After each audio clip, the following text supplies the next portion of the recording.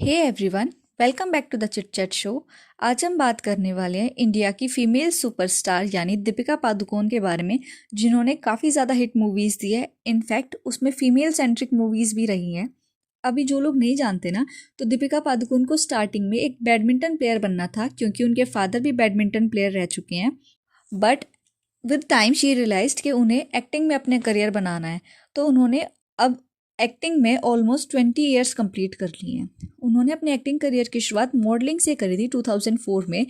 इसके बाद उन्होंने अपनी मॉडलिंग को टाइम देने के लिए इनफैक्ट कॉलेज भी ड्रॉप आउट कर लिया था। इसके बाद क्या होता है ना, कि फराह खान की उन पर नज़र पड़ती है एक मॉडलिंग शूट के दौरान, तो उसमें से वो उनको मूवी ऑफर करती है ओम शांति ओम, और ये उनकी डेब्यू मूवी भी बन जाती है। इसके बाद क्या हुआ कि इनकी पहली मूवी नहीं थी, इससे पहले एक ऐश्वर्या मूवी में उसका छोटा सा रोल भी आया था, बट वो मूवी इतनी बड़ी नहीं थी।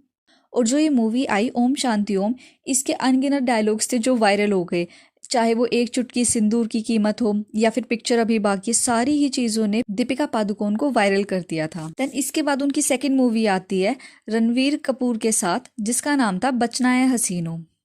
और इसी मूवी के टाइम पे ना उन्होंने रणबीर को डेट करना स्टार्ट कर दिया था। In fact she was so much in love with him कि उन्होंने अपनी बैक पे यानी नेक के पास एक टैटू भी बनवा लिया था उनके नाम का, जिसको उन्होंने बाद में रिमूव भी करवाया, और उसके ऊपर उन्हें बहुत ज़्यादा ट्रोलिंग देखने को भी मिली है। बट ना, Ranbir was not the only one हुम शी डेटेड। उनकी एक लंबी लिस्ट है जिन लोगों को उन्होंने डेट किया, इंक्लूडिंग MS धोनी। अभी इसके बाद क्या होता है ना कि उनका जो करियर है वो पूरा का पूरा कंट्रोवर्सीज से भरा हुआ है। आए साल उनके साथ एक ना एक कंट्रोवर्सी होती ही रहती है। दीपिका ने एंडलेस हिट मूवीज दी है, जैसे कॉकटेल, ये जवानी है दीवानी, रामलीला, चेन्नई एक्सप्रेस, बाजीराव मस्तानी। बाजीराव मस्तानी में उनकी मुलाकात रणवीर सिंह से होती है, जिनके साथ वो अपनी डेटिंग वगैरह चालू रखते हैं, और थोड़े टाइम बाद 2019 में वो रणवीर से शादी भी कर लेती है। इसके बाद उन्हें ऑफर होती है पद्मावती मूवी, जिसमें बहुत ज़्यादा कंट्रोवर्सीज देखने को मिली, क्योंकि उन्होंने रानी पद्मावती को डांस करते हुए, जौहर करते हुए दिखाया था। इसमें ना कुछ लोगों ने उनको अपोज भी करा था, और बहुत ज़्यादा लोगों ने ये भी बोला था कि इस मूवी को और दीपिका पादुकोण को दोनों को ही बैन करना चाहिए। बट इतनी सारी कंट्रोवर्सीज के बाद ना मूवी का नाम पद्मावत से पद्मावती हो गया था, और बहुत सारे सीन्स ऐसे थे जो डिलीट करे गए। बट एट लास्ट ये मूवी रिलीज हुई, और ये पहली फीमेल सेंट्रिक मूवी थी जिसने इतना ज़्यादा कलेक्शन करके दिखाया था। इनफैक्ट इसके बाद ना उन्हें एज अ लीड रोल भी पहचाना जाने लगा फीमेल सेंट्रिक मूवीज़ में। इसके बाद ना उन्होंने हॉलीवुड में भी अपना डेब्यू करा। और नेक्स्ट कंट्रोवर्सी हो गई इनकी, पॉलिटिकल कंट्रोवर्सी थी जो पहली, जिसमें ये JNU में प्रोटेस्ट हो रहा था, और उसको ज्वाइन करने जाते तो जितने भी लेफ्ट विंग वाले, राइट विंग वाले थे, वो इस चीज़ में एक्टिव हो जाते हैं, और उनके साथ बहुत ज़्यादा कंट्रोवर्सीज होती हैं। इनफैक्ट उनको डेथ थ्रेट्स भी मिलते हैं काफ़ी सारे।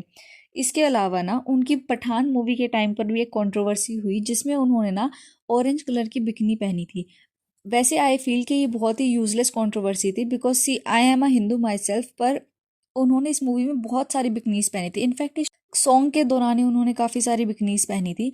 बट पीपल नोटिस्ड कि उन्होंने ऑरेंज कलर की पहनी है, क्योंकि ऑरेंज जो कलर है ना, भगवा रंग, वो हमारे भगवान का माना जाता है। बट लोगों ने इस चीज़ को पॉइंट आउट करना स्टार्ट कर दिया, और इस मुद्दे को पॉलिटिकल बना दिया कि उन्होंने ऑरेंज कलर की क्यों पहनी है, वो हमारे भगवान को डिसरिस्पेक्ट कर रही है। एनीवेज ये कंट्रोवर्सी शांत हो गई, और ये पठान मूवी भी रिलीज हो गई थी।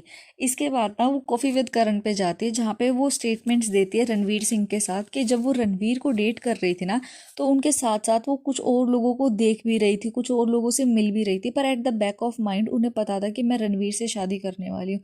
तो वो बहुत ही ज़्यादा कॉन्ट्रोवर्शियल स्टेटमेंट हो गया था, क्योंकि सब लोग ये कहते कि ये ऐसे कैसा रिलेशन है, जब आप एक के साथ हो और आप मल्टीपल लोगों से मिलने जा रहे हो, उनके साथ लंच पे जा रहे हो, तो ये कैसी बात हो। इवन आई फील कि ये बहुत ही ज़्यादा अपसेटिंग स्टेटमेंट था।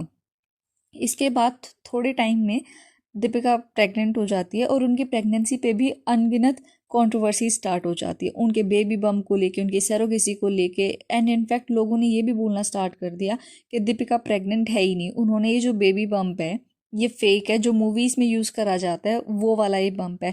इनफैक्ट इन सब चीज़ों को गलत प्रूव करते हुए दीपिका ने अपनी एक प्रेगनेंसी शूट करवा के भी फ़ोटोज़ डाली थी। बट व्हाट कैन वी से, जिन्हें ट्रोल करना है वो तो ट्रोल करेंगे। इनफैक्ट उन फोटोज़ में दीपिका का बेबी बम भी बिल्कुल अच्छे से क्लियर था, बट फिर भी लोगों ने इनकी बहुत ज़्यादा ट्रोलिंग करी थी। और एक चीज़ बहुत ज़्यादा देखने को मिलती है कि जब भी आलिया भट्ट कुछ कैरी करते हैं, कुछ अच्छे से दिखना की ट्राई करते हैं या फिर कोई भी अपनी फ़ोटोज़ पोस्ट करते हैं, तो उनके कमेंट सेक्शन में हमेशा ही उन्हें दीपिका से कंपेयर करा जाता है। इनफैक्ट लोग ये भी बोलते हैं stop copying Deepika, stop being Deepika, या फिर trying very hard to be Deepika. ऐसी ऐसी ट्रोलिंग देखने को मिलती है, जबकि ऐसा कुछ होता ही नहीं है। सी, अगर एक एक्ट्रेस ने वाइट कलर का 3 पीस सूट कैरी करा है, तो क्या बॉलीवुड में या हॉलीवुड में कोई और actress 3 piece suit white colour में कैरी ही नहीं कर सकती है? ये तो बहुत ही ज़्यादा अनबिलीवेबल बात हुई ना, कि अगर किसी ने दुनिया में वो एक कपड़ा पहन लिया तो दोबारा उसको कोई पहन नहीं सकता। अगर पहन लिया तो तुम्हें सब लोग ट्रोल करेंगे कि तुम कॉपी करते हो। इनफैक्ट लोग ये भी ब्लेम करते हैं कि जब भी आलिया भट्ट कुछ नया करने वाली होती है, क्योंकि आज के टाइम पे आलिया भट्ट बहुत ज़्यादा ट्रेंड कर रही हैं, तो दीपिका उसमें जानबूझकर अननेसेसरी पीआर करा देती है, जो बहुत ही ज़्यादा अगली मोड़ ले लेता है और आलिया को बहुत ज़्यादा ट्रोल करता है। आप भी बताइए मुझे इस पे आपके क्या व्यूज़ हैं। That's it for this video. Please like, comment, share and subscribe to my channel. Thank you.